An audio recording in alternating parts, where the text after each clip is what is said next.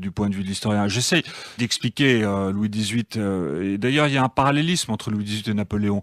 Ce sont deux hommes qui croient profondément en leur destin, en leur étoile, et qui n'auraient pas retrouvé le pouvoir l'un et l'autre s'ils n'avaient pas eu cette foi incroyablement chevillée au corps en leur destin. Ça, c'est un premier point, et ça les rapproche. Dieu sait que tout, par ailleurs, les divise. Et ce qui les rapproche encore, c'est la solitude du pouvoir. Et ça m'a fasciné. Et du point de vue de Louis XVIII, cet homme qui a une incroyable intelligence politique, qui a eu la faculté de comprendre les acquis de la Révolution, de les admettre et de les intégrer, alors même que du point de vue de son éducation, du monde de l'Ancien Régime, d'où il vient, il n'y avait aucune raison de penser qu'il aurait été capable de le faire. Eh bien, voilà un homme qui se retrouve incroyablement seul, particulièrement sous les 100 jours. Il est seul, évidemment, parce qu'il a affaire à un adversaire ô combien redoutable qui est Napoléon. Mais parlons peut-être aussi de sa famille. Mais il est aussi seul au sein même de sa famille. C'est un vieux roi, il a plus de 60 ans, il est podagre, il est goûteux, il est probablement plus ou moins impuissant. En tout cas, il n'a pas de descendance directe. Il est obligé de compter sur la descendance de son frère, qui est en opposition politique ouverte avec lui, qui lui croit que la révolution n'a pas de racines profondes dans le pays, que la révolution est le fruit d'un complot, et donc qui est fasciné, lui, par une sorte de retour miraculeux de l'Ancien Régime, ce qui n'est pas du tout le cas de Louis XVIII. Il est donc en opposition avec ce frère ambitieux, qui est suivi, ce frère, par tout le reste de la famille, la duchesse d'Angoulême. Et qui a un fils, ce frère. Son fils, le duc de Berry, etc., etc. Ça, c'est une première forme de solitude. Mais il y en a d'autres. Il est seul aussi par rapport à ses cousins d'Orléans. Et là, il y a une sorte de danse du ventre qui est menée par le futur Louis-Philippe, premier roi des Français, qui attendra encore 15 ans pour accéder au pouvoir en 1830, mais qui était sur le point d'obtenir le pouvoir en 1815, et qui mène un jeu incroyablement subtil par rapport à son cousin, le gros Louis XVIII. Louis 2 fois 9, comme on disait dans l'armée, le gros cochon. Cochon 18. Cochon 18 pour dire les choses de façon un peu abrupte. Et puis il est seul enfin par rapport à ses pseudo-alliés européens. Ceux qui se disent ses alliés, c'est-à-dire cette coalition qui se reforme immédiatement contre Napoléon au moment où Napoléon revient en France, revient au pouvoir, parce que Napoléon est le plus petit dénominateur commun de cette Europe par ailleurs divisée, mais qui miraculeusement va se reformer pour terrasser définitivement le récidiviste, celui qui, à nouveau, inculque la peur à l'Europe et qui, à nouveau, remet en question la paix européenne. Ça, c'est le point de vue de l'Europe.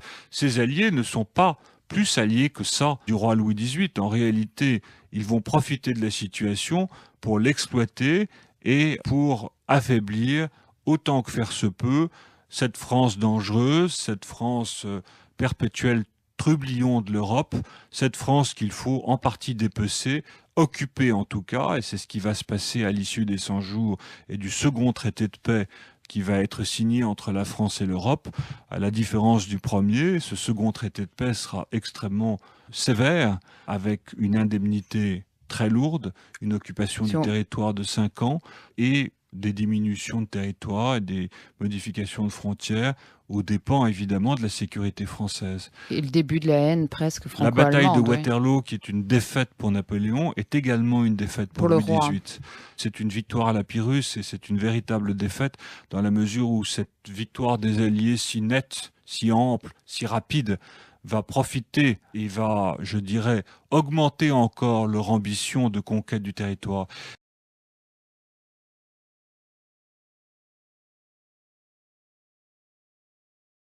Donc, à Waterloo, Wellington fait un peu... Enfin, c'est lui qui rappelle finalement Louis XVIII. C'est grâce à lui que Louis XVIII revient en France. Disons, il ne le rappelle pas. Non, il ne le rappelle pas. Mais... Louis XVIII revient au fond tout seul contre la volonté des Alliés, contre la volonté de tous les souverains européens. Alexandre Ier aurait préféré que le gros roi reste en Belgique et n'embête pas les Alliés dans l'opération de conquête qu'ils sont en train de mener en France. Et Louis XVIII, avec le petit clin d'œil de Wellington, qui fait partie encore une fois de l'avant-garde des armées alliées, va suivre les armées anglaises, profiter de la situation, selon l'idée que les absents ont toujours toujours tort, pour mettre les pieds le plus rapidement possible à Paris. La situation à Paris n'est pas facile. D'un autre côté, aucun des étrangers n'a voulu traiter avec une assemblée qui était l'assemblée élue sous... En réalité, les Alliés ne voulaient traiter avec personne. Ils ne voulaient traiter ni avec la Chambre des représentants issus des 100 jours de Napoléon, ni avec Louis XVIII lui-même. Ils voulaient surtout profiter de la situation, des rapports de force qui leur étaient favorables à l'époque, pour exploiter au maximum cette situation. Enfin, ils n'avaient pas confiance en Louis XVIII, quelque part qui rendait responsable de l'échec de la monarchie. Oui, Louis XVIII était considéré comme un déclassé politique par les Alliés et plutôt comme un empêcheur de tourner en rond, pour dire les choses, comme quelqu'un d'un peu encombrant. On aurait préféré, au fond, choisir soi-même, je vous parle des Alliés, le juste représentant, c'est-à-dire celui qui nous convient le mieux de la France à l'époque. C'est comme ça que ça aurait pu se passer. Alors Wellington, pour reprendre et pour répondre in fine à votre question, avait une position un peu différente dans la mesure même où il était extrêmement pragmatique et qu'il a considéré que des négociations, notamment sur la question des indemnités françaises à rendre aux armées alliées qui remontaient pour certaines à la Révolution, au consulat et à l'Empire, ces négociations avaient été commencées de toute bonne foi avec le régime de Louis XVIII sous la première Restauration et qu'elles devaient être poursuivies. Vous savez, la vision de Wellington est une vision très matérialiste, presque économique et financière, et qu'elle pouvait être poursuivie avec ce même régime, donc avec ce Louis XVIII, dont il fallait défendre la pertinence et la cause.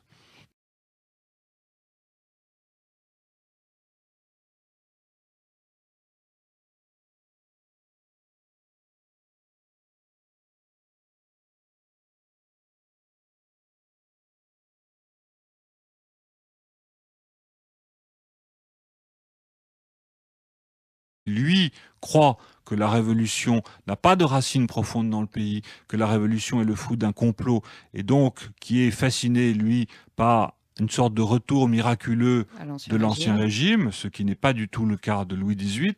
Il est donc en opposition avec ce frère ambitieux, qui est suivi, ce frère, par tout le reste de la famille, la duchesse d'Angoulême. Et qui a un fils, ce frère. Son fils, le duc de Berry, etc., etc. Ça, c'est une première forme de solitude. Mais il y en a d'autres. Il est seul aussi par rapport à ses cousins d'Orléans. Et là, il y a une sorte de danse du ventre qui est menée par le futur Louis-Philippe Ier roi des Français, qui attendra encore 15 ans pour accéder au pouvoir en 1830, mais qui était sur le point d'obtenir le pouvoir en 1815, et qui mène un jeu incroyablement subtil par rapport à son cousin, le gros Louis XVIII. Louis 2 x 9, comme on disait dans l'armée, le gros cochon. Cochon 18. Cochon 18 pour dire les choses de façon un peu abrupte. Et puis il est seul enfin par rapport à ses pseudo-alliés européens.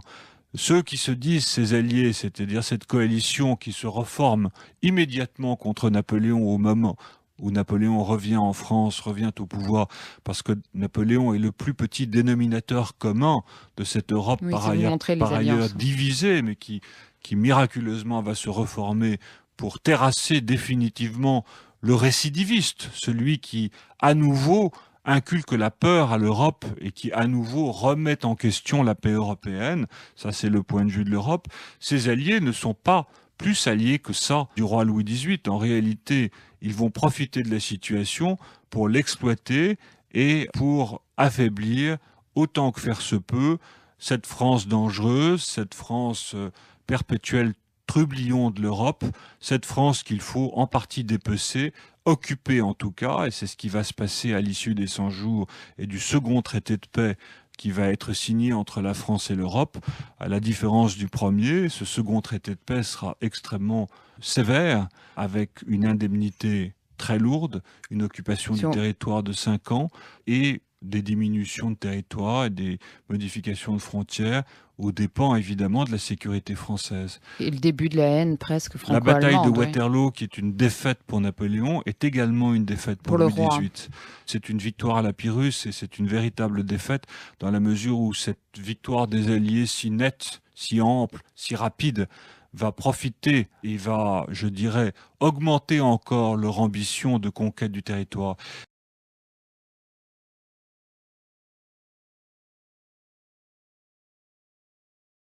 Donc à Waterloo, Wellington fait un peu, enfin c'est lui qui rappelle finalement Louis XVIII. C'est grâce à lui que Louis XVIII revient en France. Disons, il ne le rappelle Non, il pas. ne rappelle pas. Cette France qu'il faut en partie dépecer, occuper en tout cas, et c'est ce qui va se passer à l'issue des 100 jours et du second traité de paix qui va être signé entre la France et l'Europe.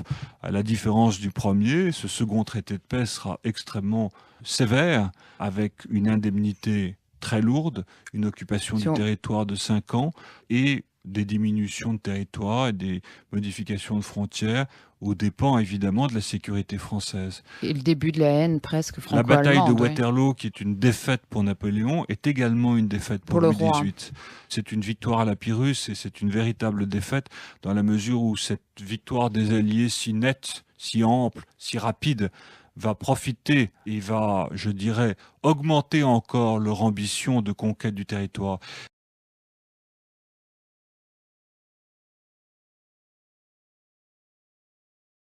Donc à Waterloo, Wellington fait un peu, enfin c'est lui qui rappelle finalement Louis XVIII. C'est grâce à lui que Louis XVIII revient en France. Disons, il ne le rappelle pas. Non, il ne le rappelle pas. Mais Louis XVIII revient au fond tout seul contre la volonté des Alliés, contre la volonté de tous les souverains européens. Alexandre Ier aurait préféré que le gros roi reste en Belgique et n'embête pas les Alliés dans l'opération de conquête qu'ils sont en train de mener en France. Et Louis XVIII, avec le petit clin d'œil de Wellington, qui fait partie encore une fois de l'avant-garde des armées alliées, va suivre les armées anglaises, profiter de la situation, selon l'idée que les absents ont toujours tort, pour mettre les pieds le plus rapidement possible à Paris. La situation à Paris n'est pas facile. D'un autre côté, aucun des étrangers n'a voulu traiter avec une assemblée qui était l'assemblée élue sous... En réalité, les Alliés ne voulaient traiter avec personne. Ils ne voulaient traiter ni avec la Chambre des représentants issus des 100 jours de Napoléon, ni avec Louis XVIII lui-même. Ils voulaient surtout profiter de la situation, des rapports de force qui leur étaient favorables à l'époque, pour exploiter au maximum cette situation. Enfin, ils n'avaient pas confiance en Louis XVIII, quelque part qui rendait responsable de l'échec de la monarchie. Oui, Louis XVIII était considéré comme un déclassé politique par les Alliés et plutôt comme un empêcheur de tourner en rond, hein, pour dire les choses, comme quelqu'un d'un peu encombrant. On aurait préféré, au fond, choisir soi-même, je vous parle des Alliés, le juste représentant, c'est-à-dire celui qui nous convient le mieux de la France à l'époque. C'est comme ça que ça aurait pu se passer. Alors Wellington, pour reprendre et pour répondre in fine à votre question, avait une position un peu différente dans la mesure même où il était extrêmement pragmatique et qu'il a considéré que des négociations, notamment sur la question des indemnités françaises à rendre aux armées alliées qui remontaient pour certaines à la Révolution, au Consulat et à l'Empire, ces négociations avaient été commencées